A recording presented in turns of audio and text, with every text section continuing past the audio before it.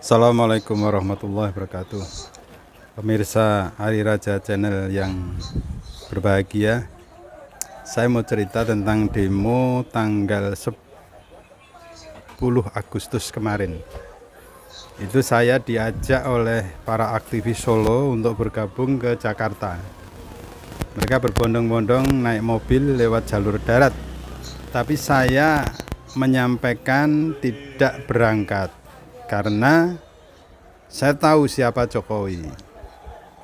Saya sampaikan ke teman-teman aktivis bahwa Jokowi itu adalah bakul mebel.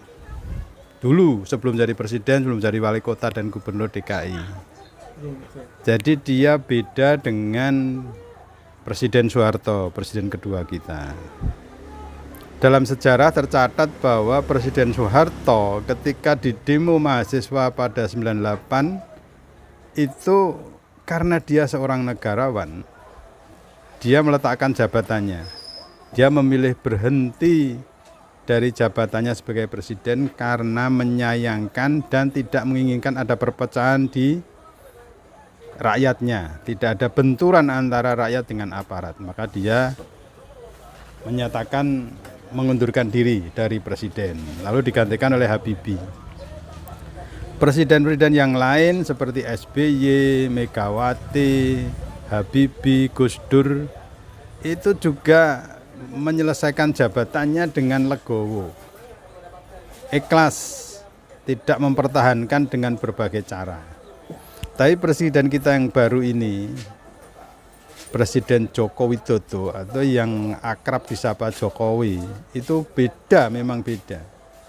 Menurut saya dia bukan negarawan. Jadi ketika teman-teman buruh, mahasiswa, dan elemen-elemen masyarakat yang lain melakukan demo, sebesar apapun demo itu, Jokowi akan cuek.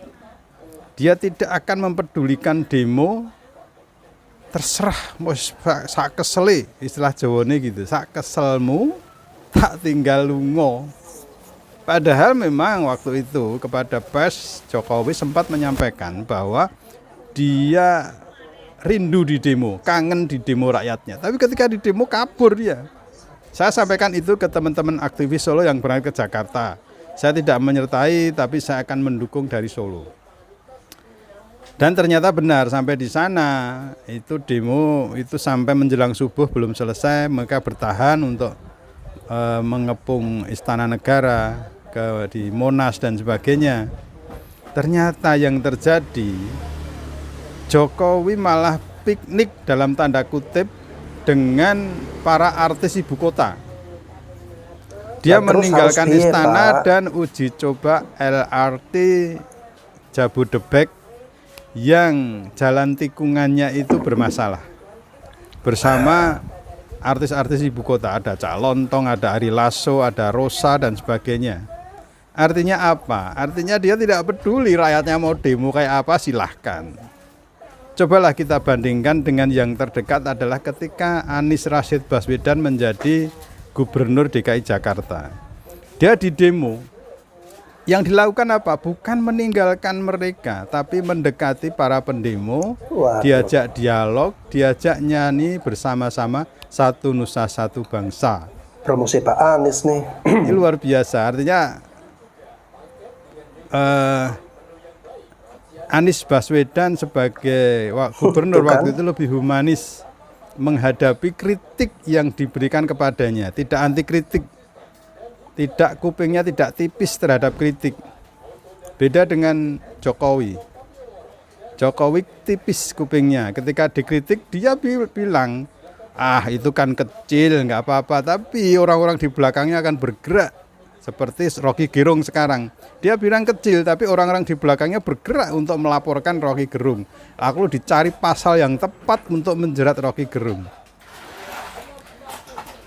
Nah, teman-teman aktivis buruh dan aktivis mahasiswa yang saya cintai, untuk kali ini, untuk menghadapi rezim Jokowi kali ini, kita harus bermain cantik. Biarkan aja lah mereka melakukan apa yang diinginkannya. Bermain cantik. Biarkan sak kenyang-kenyangnya. Kita tinggal nunggu beberapa bulan kok dia lengser menjadi manusia biasa. Kenapa saya yakin? Karena ada hadis Rasulullah yang menyatakan, yang menyebutkan bahwa Islam itu akan mengalami 5 fase perjalanan. Fase pertama adalah fase kenabian, yaitu zaman Rasulullah masih memimpin umat Islam. Fase kedua adalah Khulafaur Rasyidin, yaitu ketika umat Islam dipimpin oleh Abu Bakar, Umar, Utsman, dan Ali. Setelah itu dilanjutkan oleh fase Mulkan Adon itu istilahnya raja-raja yang menggigit. Artinya raja-raja yang memimpin itu masih sesuai dengan sunnah Rasul dan Al-Quran, tetapi dia lebih diktator. Artinya kerajaan itu diturunkan kepada anak cucunya. Lalu fase keempat adalah Mulkan Jabarian. Mulkan Jabarian itu Allah mengizinkan orang-orang bodoh, orang-orang kejem, orang-orang tidak berperi kemanusiaan, orang-orang serakah untuk memimpin dunia. Dan fase keempat itu terjadi di zaman kita hidup sekarang ini. Rasulullah waktu juga ngendika bahwa fase keempat ini akan berakhir 100 tahun setelah runtuhnya Islam, kerajaan Islam, yaitu Turki Utsmani. Turki Utsmani dalam catatan sejarah itu runtuh 1924 Masehi. 100 tahun setelah runtuhnya Turki Utsmani berarti 2024.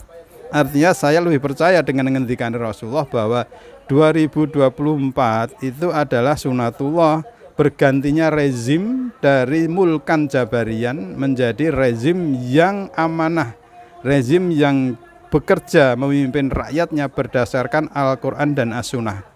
Jadi saya sampaikan ke teman-teman aktivis kemarin ketika mereka telepon saya bahwa membenarkan ucapan saya, Jokowi menghilang, kabur dari istana, tidak menemui para demonstran, tidak menyelesaikan masalah, dan mereka juga ya sudah, mau apa lagi, akhirnya demo bubar, tidak menghasilkan apa-apa.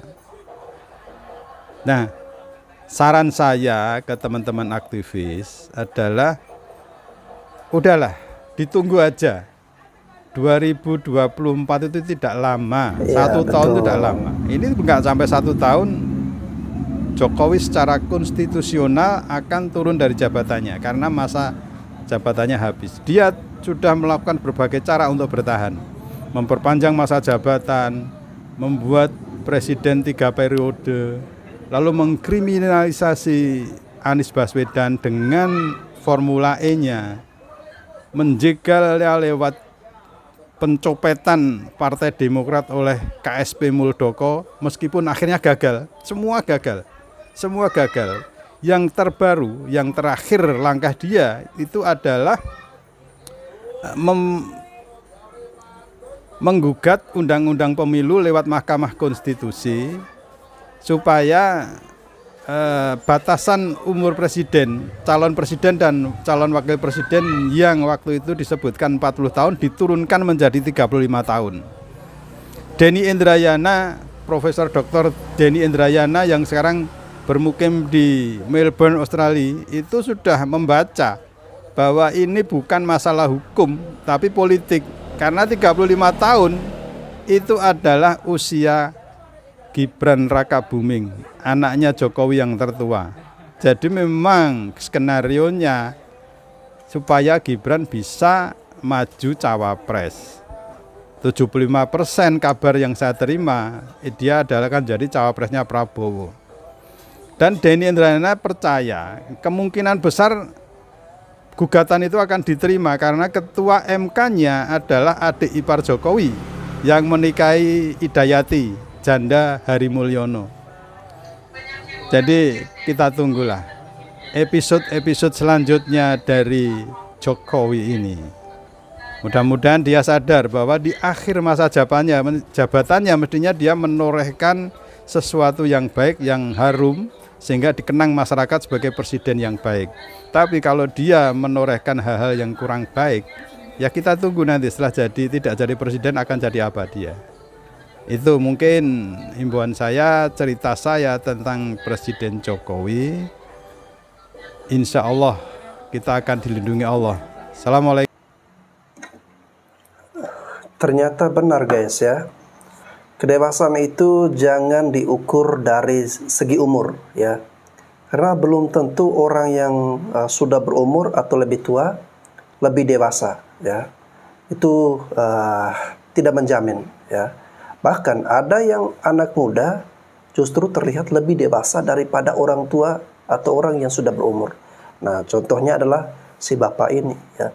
Saya yakin bapak ini usianya pasti jauh ya, sudah tua, dan kita sih berharap sebagai generasi muda orang-orang seperti bapak ini semakin tua itu semakin bijak ya, menyampaikan kalimat-kalimat atau pernyataan-pernyataan yang bikin bangsa dan negara kita ini teduh, aman, damai ya. Tetapi ini tidak ya. Ini malah mencari celah, mencari kesalahan, membuat fitnah, mencela, merendahkan Presiden Jokowi. Oke, yang pertama tadi soal KSP Muldoko yang mau mengambil alih Partai Demokrat, itu dikatakan skenario dari Pak Jokowi ya. Oke, Pak, semua orang tahu ya, itu masalah internal Partai Demokrat, dan itu terjadi sebelum Pak Anies ini diangkat oleh Partai Nasdem menjadi calon Presiden Republik Indonesia ya. Jauh sebelum itu ya, itu kan sudah ada konflik di dalam tubuh Partai Demokrat. Nah, sekarang Bapak membangun narasi seolah-olah itu adalah strategi dari Pak Jokowi untuk menjegal Pak Anies. Lalu kemudian kasus Rocky Gerung yang mengatakan Presiden Jokowi bajingan tolol ya. Jangan Bapak menggiring opini seolah-olah Pak Jokowi yang mau melakukan kriminalisasi terhadap Rocky Gerung. Yang mengusahakan untuk dilakukan langkah hukum adalah masyarakat ya yang mencintai Pak Jokowi ya. Dan sampai dengan saat ini kan Rocky Gerung masih bebas ya. Bahkan laporannya juga sempat ada yang ditolak. Seandainya Pak Jokowi mau jahat ya, buat apa dia harus menyuruh orang-orang mau penjarakan Rocky Gerung? Dirinya sendiri aja ya, dia kan dirugikan. Dia bisa loh melaporkan langsung pada pihak polisian, menggunakan kesempatan itu untuk penjarakan Rocky Gerung. Tapi itu tidak dilakukan oleh Pak Jokowi ya. Sangat mulia hati Pak Jokowi Pak ya. Canun yang mengatakan beliau Firaun, beliau tidak penjarakan, malah sakit kemarin Pak Jokowi mengunjungi ya.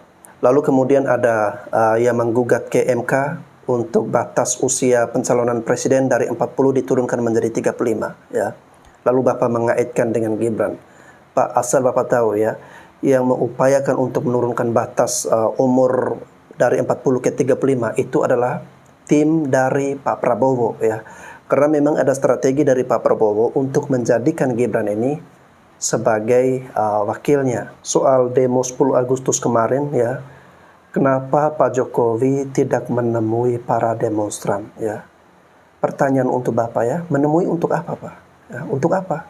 Karena dalam demo kemarin itu terafiliasi ya, disusupi dengan kelompok-kelompok seperti Rizal Ramli, kemudian Rocky Gerung, dan kelompok-kelompok yang punya agenda atau punya misi untuk menggulingkan Presiden Jokowi, ingin memaksulkan Pak Jokowi ya. Ini bukan murni demo untuk soal Undang-Undang Cipta Kerja atau soal Undang-Undang Omnibus Law ya. Tetapi agenda di balik itu semua yang paling utama adalah ingin melengsarkan Pak Jokowi, menggulingkan Pak Jokowi ya. Jadi jangan Bapak berpikir karena Pak Jokowi tidak meladeni, Pak Jokowi tidak mau mundur ya, Bapak katakan Pak Jokowi tidak negarawan, Pak Jokowi tidak seperti Pak Harto, Pak Jokowi ini tidak seperti presiden-presiden yang lain. Jangan dibandingin rezim Soeharto dengan Pak Jokowi sekarang Pak ya, karena berbeda. Pak Soeharto zaman dulu ya, beliau terkenal dengan otoriternya ya, dan beliau ingin melanggengkan kekuasaannya seumur hidup.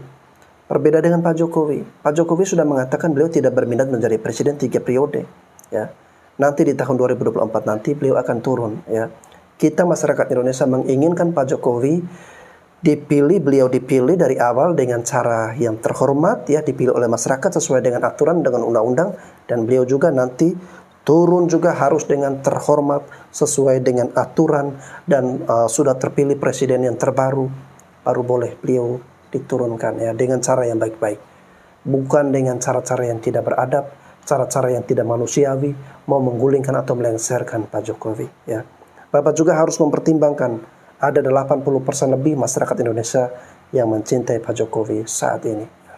Jadi saya mohon kepada Bapak yang membuatkan video ini, ya, malulah dengan usia ya Pak. Semoga saya yakin Bapak ini beragama dengan sangat baik. Semoga Bapak bisa semakin bijak, ya, semakin bertambah usia, semakin bijak dan semakin lebih cerdas lagi. Oke teman-teman, mari kita saksikan komentar-komentar dari netizen yang lain berikut ini. Assalamualaikum warahmatullahi wabarakatuh. Pemirsa Hari Raya. Waalaikumsalam warahmatullahi wabarakatuh. Terima kasih Pak penjelasannya. Ada hal-hal yang harus saya tanggepin. Yang pertama, katanya buruh yang berdemo tentang masalah Undang-Undang Cipta Kerja. Lah kok yang demo kok para pengusung khilafah? Betul.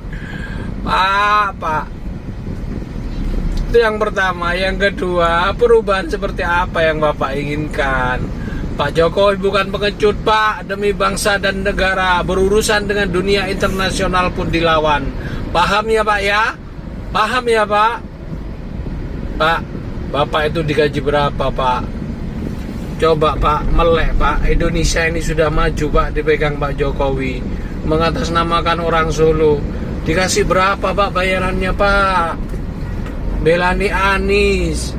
Aduh Pak. Boyo ngoco Pak, ngoco. Krungu Pak, kupingi. Assalamualaikum warahmatullahi wabarakatuh. Pemirsa Hari Raya. Waalaikumsalam warahmatullahi wabarakatuh. Maaf ya Pak, saya izin sedikit. Kalau Bapak membandingkan zaman Pak Soeharto sama zaman sekarang, yaitu zaman Pak Jokowi, itu berbeda Pak.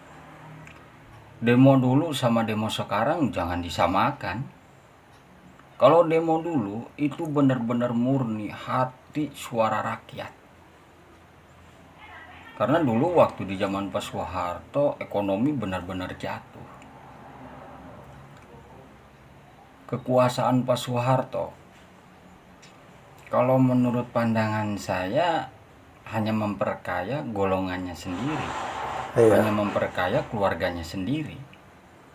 Kami, termasuk saya pribadi, dulu saya menangis cuma gara-gara pengen makan sama telur. Ibu saya bilang apa ke saya? Ibu saya bilang, kamu kayak anak orang kaya saja, makan pengen sama telur. Mahasiswa dulu beda dengan mahasiswa sekarang. Mahasiswa dulu benar-benar mewakili perasaan rakyat. Kalau sekarang, mana sih? Ketika Pak Jokowi mengajukan RUU perampasan aset-aset koruptor, mahasiswa kemana? Para buruh pada kemana? Padahal musuh yang nyata itu adalah para koruptor. Kenapa mereka bungkam? Apakah para koruptor itu donatur mereka? Sehingga mereka nggak berani angkat bicara. Kalau dulu murni Pak, sesuai dengan hati nurani. Bayangkan sama Bapak Pak Soeharto menjabat berapa tahun Pak? Udah kayak Indonesia tuh milik keluarga cendana. Kalau sekarang, alhamdulillah Pak, pembangunan merata. Secara tidak langsung dan tak terasa di kampung saya pribadi saja, ekonomi mulai membaik. Karena pemerintah sekarang, kalau menurut saya ada kepeduliannya terutama untuk rakyat kecil, terutama untuk masyarakat yang ada di desa. Saya sumpah demi Allah, saya berbicara seperti ini sesuai dengan hati nurani saya, tanpa ada iming-iming ataupun bayaran. Saya tahu resiko saya ketika saya membela Pak Jokowi. Saya ikhlas bila saya dikatakan PKI, kafir, cebong, gak peduli saya.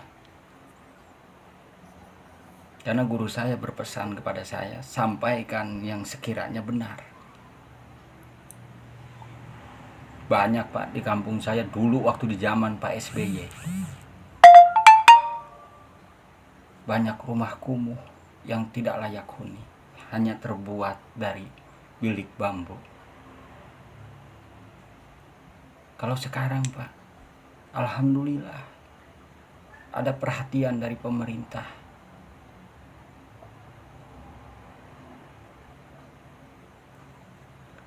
Sesusah-susahnya rakyat Indonesia saat ini, alhamdulillah Pak, kalau untuk makan ada. Iya. Padahal kenapa sih kalian gak bisa gitu menghormati ataupun menghargai?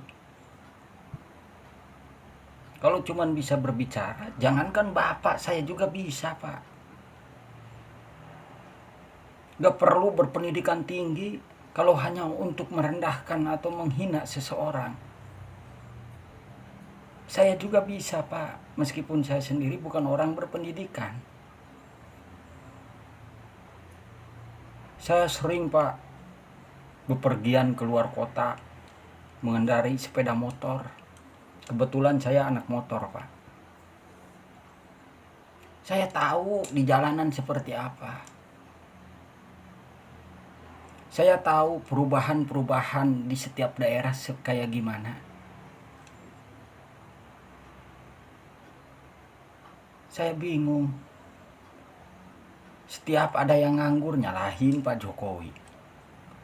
Yang nganggur itu jangankan di zaman Pak Jokowi, di zaman Pak SBY aja sudah ada. Di zaman presiden-presiden sebelumnya juga ada. Termasuk waktu di zaman Pak Soeharto. Malah pengangguran jauh lebih banyak dibandingkan zaman Pak Jokowi. Saya ingat waktu sekolah, pakaian saya seperti apa. Lusuh Pak. Sepatu aja bolong. Gak mampu beli Pak. Kalau sekarang anak-anak sekolah aja ada bantuan dari pemerintah. Orang sakit ada bantuan dari pemerintah. Dulu gimana? Kalau nggak bisa menghormati, setidaknya hargai. Untuk para buruh, saya hormati kalian. Kalian ingin kesejahteraan. Kalian merasa lelah dengan kerjaan kalian. Kalian merasa kurang atas semua pendapatan ataupun penghasilan kalian. Asalkan kalian tahu, kami yang para pengangguran berharap ingin menjadi kalian. Kalian bersyukur. Kaya dan miskinnya seseorang itu atas kehendak Allah. Rezeki seseorang itu diibaratkan napas, gak ada sejarahnya. Napas seseorang bisa kita ambil, napas seseorang bisa ketukar. Sama halnya rezeki, setiap orang rezekinya berbeda-beda. Itu atas kehendak Allah. Udah ada porsinya masing-masing. Tergantung kita mau berusaha atau tidaknya. Iya. Jangan samakan Pak, waktu di zaman Pak Jokowi sama zaman Pak Soeharto. Bapak yang lebih tua dibandingkan saya, seharusnya Bapak jauh lebih tahu gimana kehidupan waktu di zaman Pak Soeharto. Kecuali kalau Bapak dulu orang kaya. Saya orang susah Pak. Saya dulu sakit, ibu saya sampai ngemis pinjem duit buat ngobatin saya. Bapak kalau mau marah ke saya, marah. Saya hanya berbicara sesuai dengan apa adanya. Gak ada sedikit pun bayaran buat saya. Ikhlas karena Allah Ta'ala. Sebentar lagi juga Pak Jokowi habis masa jabatannya. Dan Pak Jokowi juga tidak berminat untuk 3 periode. Kenapa kalian belum puas dari waktu pertama menjabat sampai mau akhir jabatannya Pak Jokowi kalian terus hina. Gimana hati nurani kalian? Dan untuk rakyat Indonesia, jangan mengaku kalian rakyat Indonesia. Sedangkan kalau kalian diam, presidennya direndahkan, dihina-hina. Sakit hati saya, Pak. Sakit. Pak Jokowi bukan berarti nggak peduli akan suara rakyat. Karena Pak Jokowi fokus bekerja. Jangankan para pendemo, orang yang menghina Pak Jokowi seperti Rocky Gerung pun Pak Jokowi selalu memaafkan. Dan Pak Jokowi berpendapat dan menjawab, kerja, fokus kerja.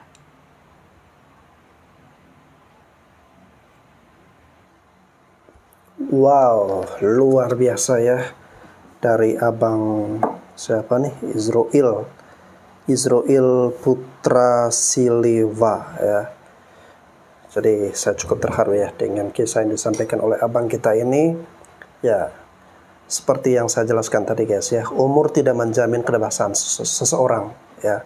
Dan di sini saya melihat Bang Israel ini malah lebih dewasa ya menyampaikan sesuatu. Padahal saya yakin Bang Israel ini jauh lebih muda ya, tapi sudah bisa menceritakan bagaimana dia merasakan bedanya di zaman Pak Harto dengan saat ini guys ya. Dan memang buat apa dibandingkan ya, karena memang berbeda ya.